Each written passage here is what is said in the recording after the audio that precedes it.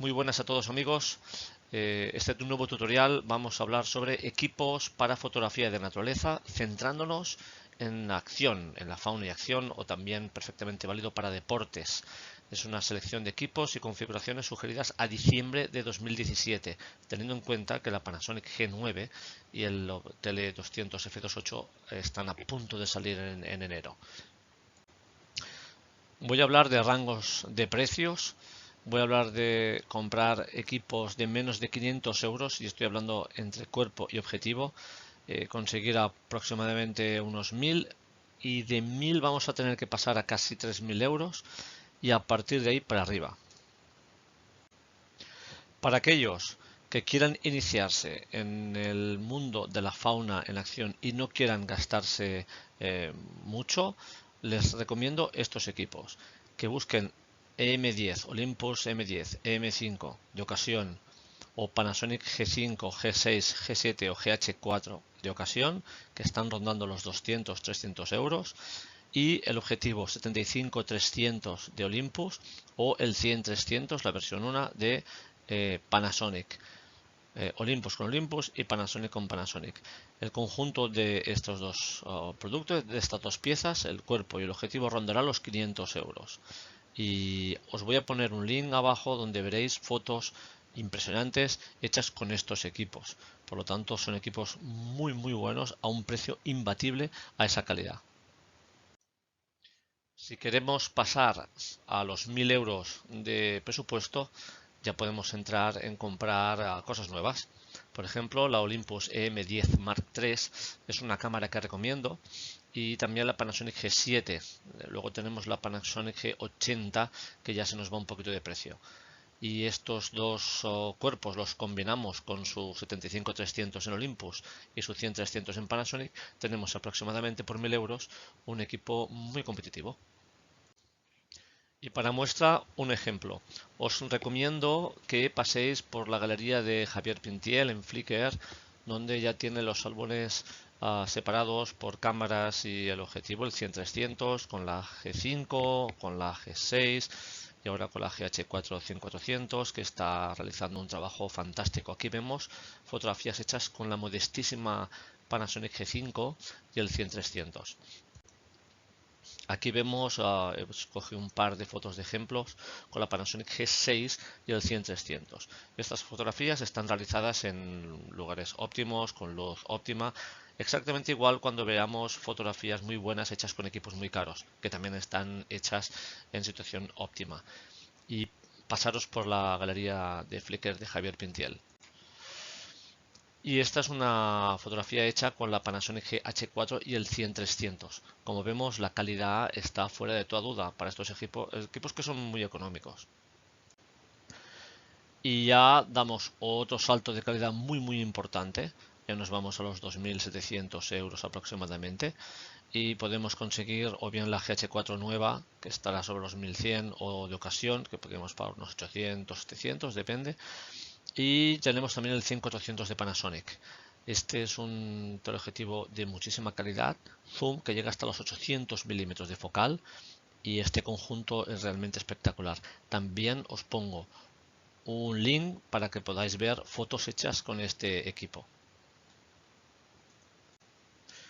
Llegados a este punto de calidad, nos hemos de pensar qué línea de trabajo vamos a seguir a partir de ahora. Si ya disponemos de un equipo similar, GH400-400, vamos a tener que gastarnos más dinero para mejorar, y hemos de pensar mucho en qué línea tenemos que mejorar, porque estamos hablando de equipos ya van a pasar de los 3000 euros a partir de aquí, y algunos equipos que vamos a ver, que voy a comentar, no son mejores que este.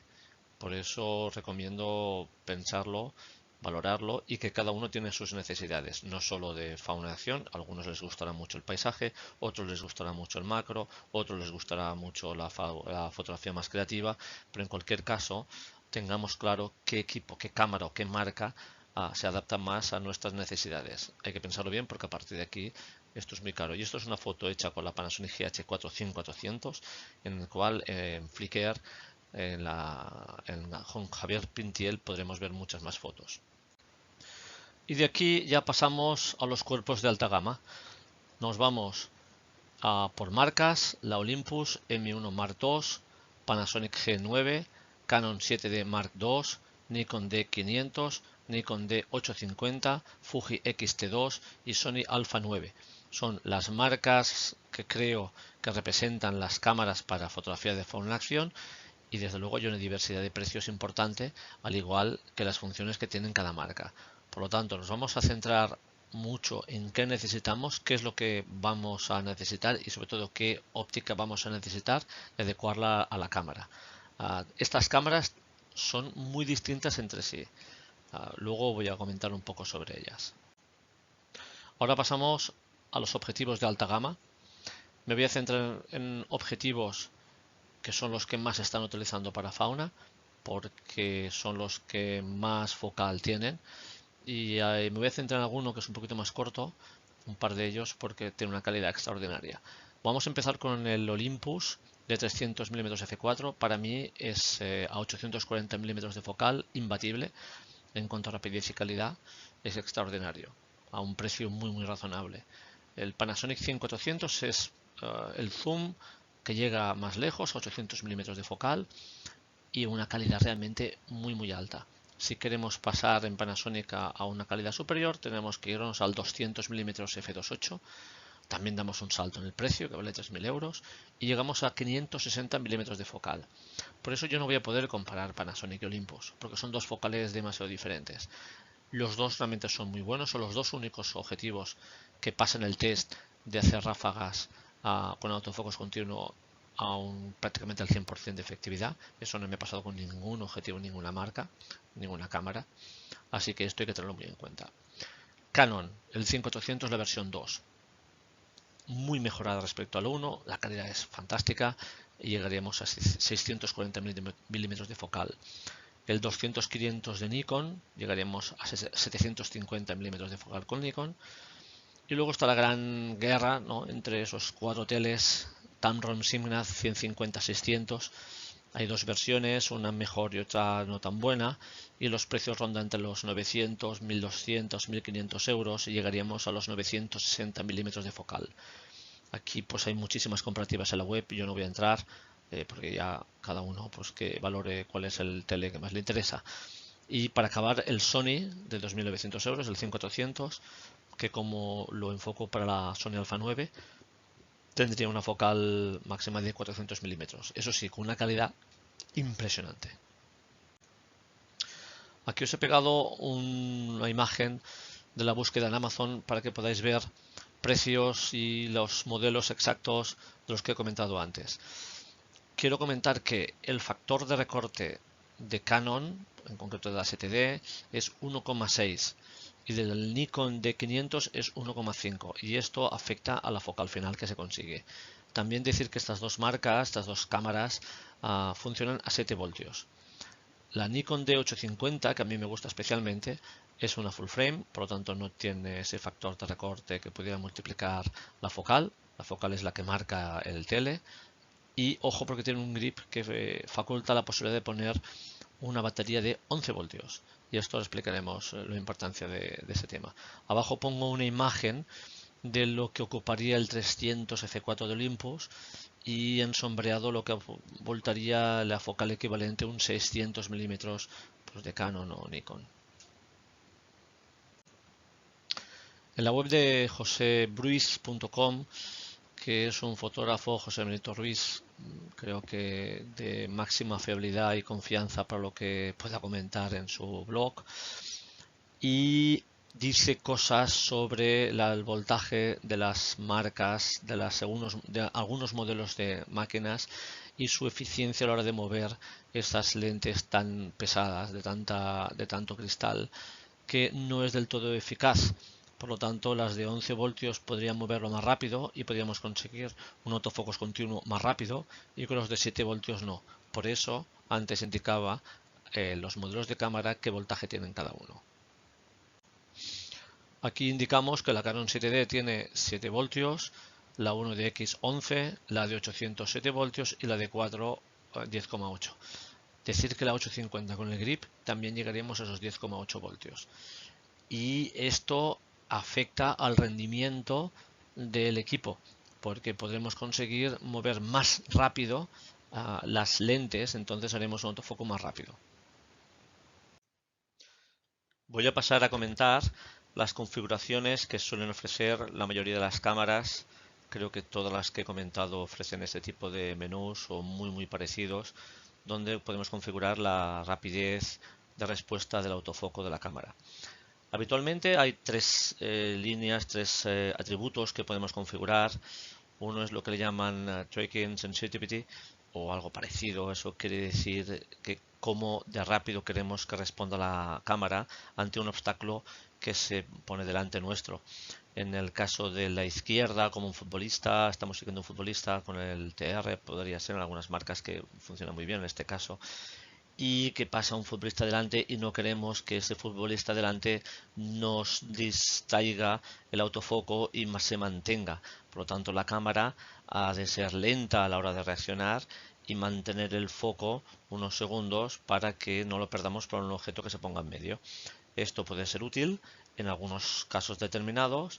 En cambio, a la derecha vemos cómo queremos que la cámara responda muy rápido y en la foto derecha superior, donde no hay nada en el cielo, de repente aparece un skater, una persona, y queremos que la cámara sea rapidísima, lo detecte y active el autofocus. Esto es un parámetro que para fauna en acción, en mi opinión, considero que siempre ha de estar a la máxima respuesta, a +2, prácticamente en todos los casos, porque nos interesa una respuesta muy rápida ante una acción que además es imprevisible y no sabemos qué va a pasar. Luego pasamos a este otro menú, que en este caso es de la 5D Mark IV, que es muy parecido a la 7D Mark II y que en otro también es parecido, como vamos a ver, de otras marcas. En este caso podemos configurar la aceleración o deceleración de la cámara. Cómo de rápido queremos que responda la cámara ante una aceleración o deceleración de nuestro objetivo. Y aquí también yo sugeriría la máxima rapidez para fauna en acción, porque nos interesa que sea muy rápida, porque a veces los movimientos de los pájaros, las aves, es imprevisible y nos interesa que sea lo más fiable posible la adaptación a los cambios de movimiento y de velocidad de las aves. Finalmente suele haber un tercer atributo, un tercer menú, donde tenemos que seleccionar cuánta confianza le damos a la cámara para que ella seleccione el punto de autofocus. Esto sería útil si nosotros seleccionamos en algún sistema de autofocus multipunto, es decir, que dejamos a la cámara que ella seleccione un punto en un rango que puede ser en toda la pantalla o en una parte de la pantalla o en un grupo de puntos que nosotros seleccionamos y la cámara pues decide qué punto ir a apuntar el autofoco. En mi caso, yo siempre utilizo un punto único de autofoco. Yo elijo exactamente dónde quiero que se haga el autofoco, a no ser que sea algo muy grande, como puede ser una persona o un león o un elefante. Si no es así, como es un pájaro pequeño o el ojo de un azor, por ejemplo, pues en este caso yo selecciono el punto porque la cámara, yo ya he visto todas las cámaras que son más avanzadas. En mi opinión, la Sony Alpha 9 en este punto es la más avanzada y no es fiable 100% para que me seleccione exactamente el punto que a mí me interesa. Por lo tanto, yo aquí es autofocos al punto y esta parte aquí no nos interesaría demasiado. Quería comentar el avance tan formidable que ha habido en el mundo del autofocus con el Face Detection o el Eye Detection. Es espectacular. Desde la GH4 a la G9 de Panasonic, por ejemplo, ha sido fantástico. Lo de la G9 es impresionante lo bien que funciona. Incluso se parece mucho a la eficiencia que utiliza la Sony Alpha 9 en ese sentido. Son cámaras que han evolucionado muchísimo y muy bien, aunque en nuestro caso para fauna y acción pues no nos interesa demasiado.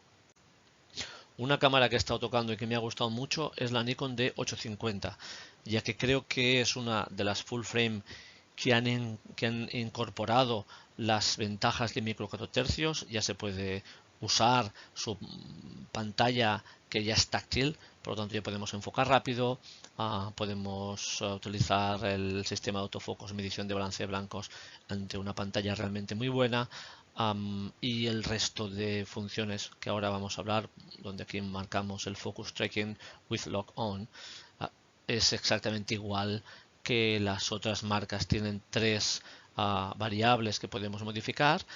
Si queremos que responda más rápido o más lento, en función de la aceleración, en función de que si cambian o haya un obstáculo en medio, reaccione rápido o lento, o si la cámara queremos que cambie el sistema de autofoco en cuanto a puntos o no. En ese sentido, como tenemos la Alpha 9 que tiene casi 700 puntos, se hace difícil pensar que con el joystick vamos a estar pasando de una esquina superior a una esquina inferior haciendo clics con el joystick. Cuando hayamos llegado, el pájaro ya se nos habrá ido, lógicamente, y además es que no es viable estar con el joystick tantísimos puntos. Por eso, cada vez más es más lógico seleccionar el punto de autofoco con el dedo en la pantalla, porque es inmediato. Y esto es lo que incorporaba antes la Nikon D850, y vemos que esta es la Sony Alpha 9 extraordinaria, casi 700 puntos de autofoco, 20 fotos por segundo, ya es todo totalmente disparador electrónico sin efecto rolling shutter, y encima pues tenemos una estabilización y una calidad extraordinaria. Realmente creo que es hacia allí donde van a ir el resto de cámaras, el resto de micro 4 tercios, y probablemente parece que las grandes marcas también van a ir hacia allí. El menú de la Fuji X-T2, esta tiene 77 puntos, que está muy bien, y también con los atributos para poder definir la sensibilidad que queremos que la cámara tenga en cuanto a aceleración, en cuanto al tracking, o en cuanto a la zona de área, al cambio de zona de área, pues exactamente igual como la Olympus, como la Panasonic, como la Nikon, como Canon, todas son muy similares. Y aquí pues bueno, he hecho un poco de repaso de las funciones que son, y para que veamos que son todas iguales. Un detalle que quería comentar respecto a estas últimas micro 4 tercios que están saliendo, como la M1 Mark II, es la capacidad de poder tirar a 18 fotos por segundo con AF continuo. Por eso mi interés en que el AF continuo funcione, y las tenemos que comparar con otras marcas que valen lo mismo o más y que también deberían de aportarnos esta característica. 18 fotos por segundo a 20 megas cada foto, ya estamos hablando que necesitamos unas tarjetas de alta capacidad de escritura, aunque particularmente este modelo tiene un buffer extraordinario, que podemos almacenar 10-12 segundos de ráfaga continua, lo que es una barbaridad. En concreto, la Olympus M1 Mark II dispone de 121 puntos para seleccionar el AF de la pantalla, prácticamente toda la pantalla. En estos casos, donde vemos un caballo que ocupa muchísimo la pantalla y fondo cielo, este tipo de imágenes tan contrastadas, es especialmente útil el hecho de seleccionar toda la pantalla y que sea la cámara la que seleccione el punto de AF que considere oportuno y generalmente acierta. El disparador electrónico, especialmente en las micro 4 tercios, y nos facilita la posibilidad de poder disparar a 60 fotos por segundo, lo cual es una barbaridad. Eso sí, en foco manual, o sea, en un solo foco.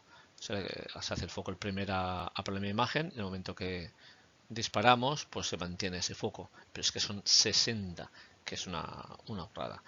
Esto lo tiene la Mark II, la M1 Mark II de Olympus, y lo tiene también la Panasonic G9. En principio, que yo sepa, 60 no llega ninguna más.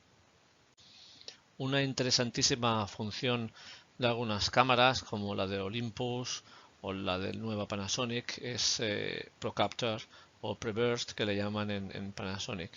Aquí lo que se trata es de seleccionar apretando el botón a mitad, y en la cámara está haciendo fotos que va acordando en el buffer, y cuando nosotros creemos oportuno, cuando ya ha pasado la acción, en este caso fijaros aquí, cuando justo el camaleón ya ha sacado la lengua, apretamos el botón y nos recupera las 14 fotos anteriores que nosotros hemos definido previamente. porque son 14 fotos a una ráfaga que nosotros definimos. En el caso de Olympus la podemos configurar, en caso de la Panasonic no la podemos configurar, son 30 fotos un segundo antes y 30 fotos un segundo después, tal y como explico en el vídeo de Panasonic. Una función muy interesante, especialmente para los fotógrafos de acción. Aquí vemos el menú de Olympus, que es un poco más sencillo, que cambia un poquito respecto al resto de marcas, pero en esencia es lo mismo. Si queremos que responda más rápido, le pondremos a +2, y si queremos que responda más lento, le pondremos a -2. Pero la esencia es la misma, que reaccione lo más rápidamente posible, porque estamos trabajando con fauna de acción, y además el 300 de Olympus es muy rápido y vale la pena poner esto a lo máximo. Una característica que me gusta mucho es el limitador de autofocos.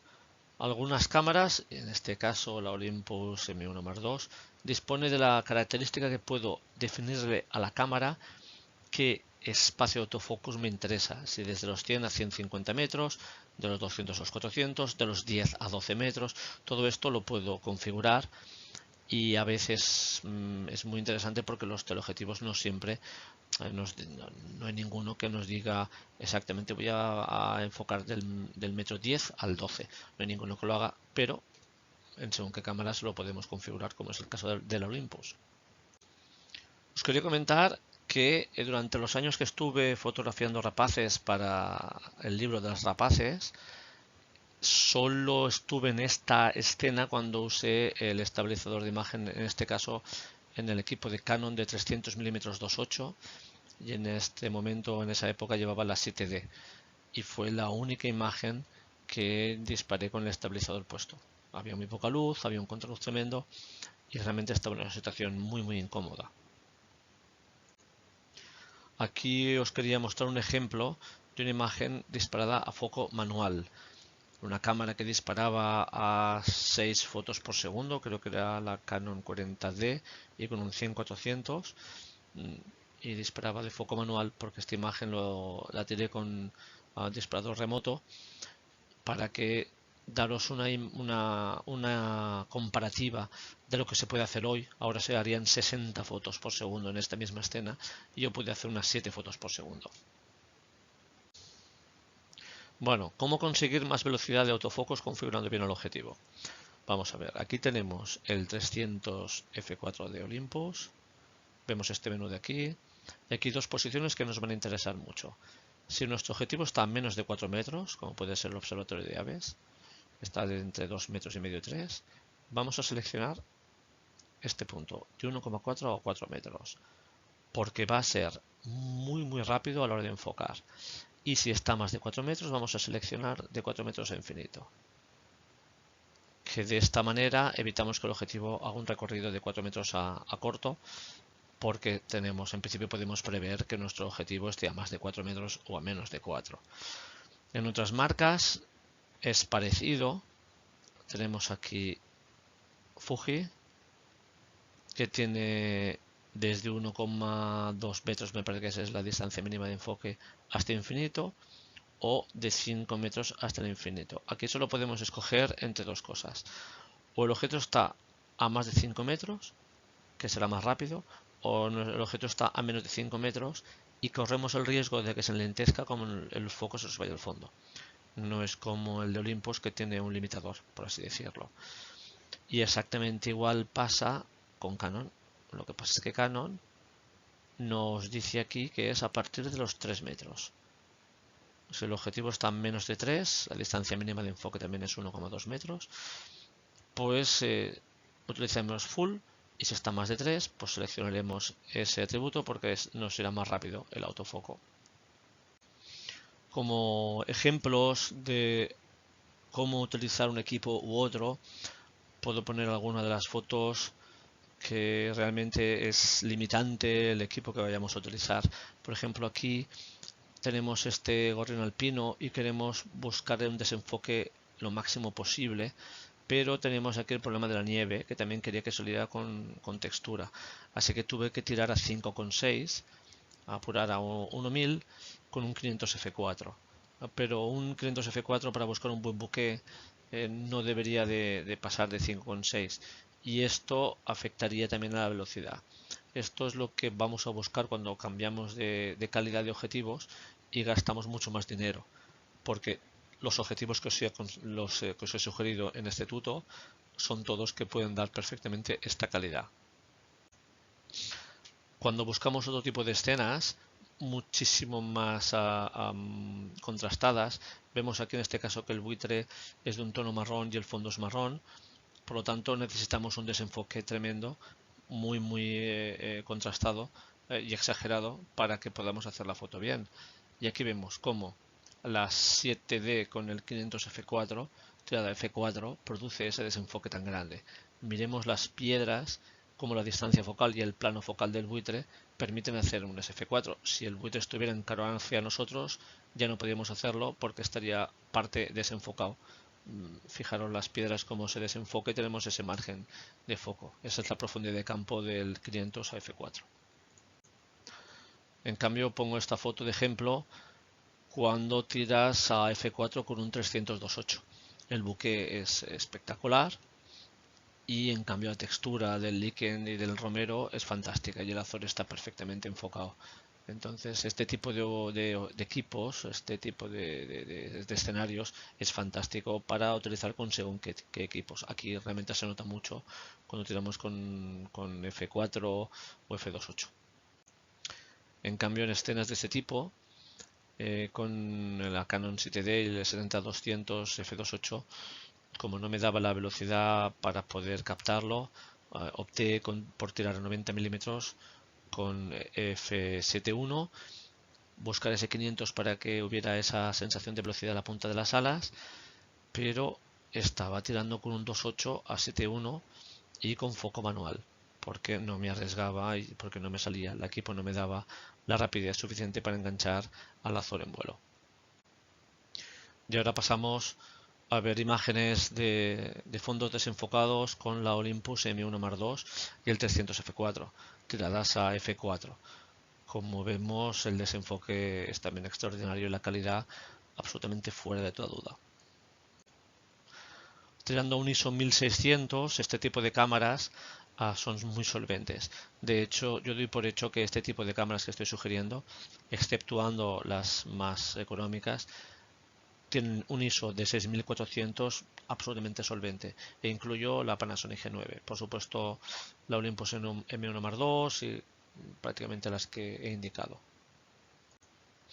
Fijémonos en la distancia focal crítica de algunos teleobjetivos, como por ejemplo este 300 F4 de Olympus. Como es tan pequeña la distancia focal, debemos de apuntar muy bien el punto de AF para no equivocarnos y que no parezca que esté desenfocada la imagen. Aquí el punto está exactamente en el pico y aún aparece, podemos coger algún centímetro detrás para el ojo, pero el resto del pecho está totalmente desenfocado. Y esto nos da una imagen, una idea clara de cuál es el desenfoque de este tipo de objetivos en micro 4 tercios. Os quería mostrar esta imagen para haceros ver la dificultad que puede llevar el seleccionar correctamente el punto de AF. El hecho de seleccionar el puntual nos va a permitir seleccionar exactamente dónde queremos el autofoco. En este caso debería estar en el ojo. Fijémonos la ampliación a la derecha, como el hecho de estar fuera de foco el ojo nos da la sensación que está fuera de foco, o podemos pensar que es que el objetivo nuestro va mal porque hay postfocus o prefocus o backfocus, o que nosotros lo hemos hecho mal. La realidad cuál es, que tenemos que buscar un sistema que sea muy rápido para poder seleccionar exactamente dónde queremos el punto de autofoco. Por eso yo sugiero seleccionar siempre el punto de AF, y en las micro 4 tercios o algunas de las nuevas que ya podemos seleccionar el punto de AF con el dedo en la cámara, es más rápido y más fiable. Y aquí se aprecia perfectamente. En este caso también vemos la dificultad que puede entrañar seleccionar correctamente el punto de autofocus y la facilidad que puede tener de que se nos desvíe.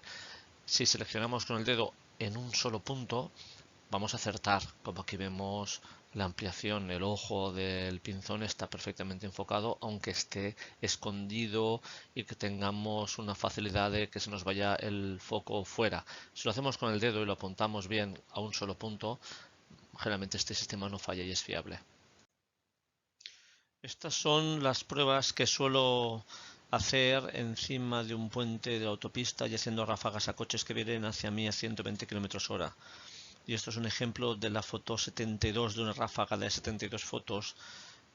Cuando digo que los equipos como Olympus o Panasonic son fiables al 100%, quiere decir que en ráfagas largas de 70 fotos, 70 están a foco. Cuando fallan un 75% de eficacia solo, que es mucho, quiere decir que una ráfaga de ese tipo pierden el 25%, que son 15 fotos así, que hacen 3-4 bien, una pierde un poquito de foco, luego lo cogen otra vez, hacen 4-5 bien. Y esto es lo que hago cuando pruebo los equipos, cuando hago estos tutos. También estuve probando la G9 con el 200 f2.8. También a ISO 4000, a f4, y también son fotos de JPG directas de cámara sin retocar a píxeles reales. Aquí sí se nota un cambio tremendo. El AF es rapidísimo, mucho más rápido que el 100-400, aunque el 100-400 es muy rápido, pero se nota que es francamente muy rápido. Y aquí se nota que esto es un equipo ya de primerísimo nivel, de grandes prestaciones. Y no hay mucha diferencia de calidad entre el 200 sin multiplicador y al 200 con multiplicador, que tendríamos 560 milímetros de focal equivalente. Por lo tanto, no se aprecia ni pérdida de calidad ni efectividad en el autofocus. La serie es impresionante, no falla. No falla, es un 95% de acierto, pero hay ráfagas del 100% de acierto. Es decir, si hago 4 o 5 segundos, estamos hablando de muchísimas fotos, de hacer 45 o 50 fotos en una ráfaga, que las 45 estén a foco, o que igual pierda una o dos del foco. Y con el 1.4 por exactamente igual, no aprecio ningún tipo de diferencia, tanto en la calidad como en la rapidez. Y por supuesto he estado utilizando objetivos de Olympus con cámaras Panasonic y objetivos Panasonic con cámaras Olympus. No funcionan igual de bien, por lo tanto no recomiendo en absoluto que ni se utilice la Olympus M1 Mark II con el 100-400 ni con el 200 de Panasonic, ni que se utilice la G9 con el 300 de Olympus. Pierden funcionalidad, pierden rapidez de autofoco y realmente yo no lo puedo recomendar porque estos equipos están pensados para poder trabajar con naturaleza y a poder aprovechar estas ráfagas que nos permiten estas cámaras. ¿Vale? Esto tenerlo en cuenta, y esto lo que yo veo es una excelente oportunidad para los que ya tienen un 100-400 poder tener una G9, porque realmente van a notar un cambio tremendo. Otras características es el Bracketing Focus Stacking, que es un tema que hablaré en otro tutorial, pero lo que nos permite hacer es una amplitud tremenda en la distancia focal, en la profundidad de campo en macro. Pero esto lo comentaré en otro tutorial. Y una de las ventajas que le veo a estos equipos tan ligeros, pues por ejemplo el Olympus 300 F4 con la Mark II, pues es disponer de 840 milímetros de focal, ir paseando por el bosque, poder ver un ave de este tipo, en este caso es un picapinos tridáctilo. Entonces, bueno, es fantástico poderlo hacer una foto, y esta foto está recortada y mantiene la calidad de una manera extraordinaria. En lo que os decía sobre el ISO, esta es la Olympus a un ISO de 6400 dentro de un bosque lloviendo. Se aprecia ligeramente, si os fijáis, alguna gotita. Y para hacer este Camachuelo pico grueso, pues tenía que apurar al máximo las condiciones de la cámara, y francamente sin luz realmente el equipo se comporta muy bien. Esta es una imagen que se aprecia perfectamente el bokeh de este tipo de equipos. Sigo poniendo los de Olympus porque los de Canon, Nikon ya se han visto muchísimas fotos, de estos no tanto, y sí que he leído cosas que se ponen en duda el bokeh de este tipo de equipos, y francamente sí que hay alguna diferencia, pero tenemos que irnos a equipos con full frame y 500 f4 para arriba para poder ver las diferencias, y son pequeñas. Así que hago una reflexión para poder valorar sobre todo el presupuesto y el resultado que nos dan según qué equipos. Aquí otro ejemplo de bokeh. Estas fotos que estoy enseñando son todas a pecho descubierto, dijéramos, no son fotos de height. Y esta es una de las características que nos ofrecen también equipos livianos, que es lo que nos hemos de preguntar si nos interesa más según qué equipos u otro. Todas tienen sus ventajas, pero todas algunas inconvenientes. El tema del peso en algunos casos puede ser un inconveniente, como es este caso, que yo me fui a Noruega para buscar a esta Visvita Gorge Rojo y que pude hacerla andando con poco peso y con esta calidad. Otro ejemplo, como es este mosquitero boreal, dificilísimo de ver, que me dio muy pocos segundos para poder enfocar y disparar, y que, bueno, estos equipos que están saliendo ahora, esta está hecha con Olympus, pero la Panasonic lo haría igual, con una focal muy grande, nos da una calidad muy importante. El 100-400 es más lento que el 300 de Olympus, eso hay que tenerlo muy claro. El 300 es rapidísimo y una fiabilidad fantástica, al igual que el 200 de Panasonic, que también es muy fiable, que se queda un pelín más corto en cuanto a focal, pero los dos tiran de muchísima calidad.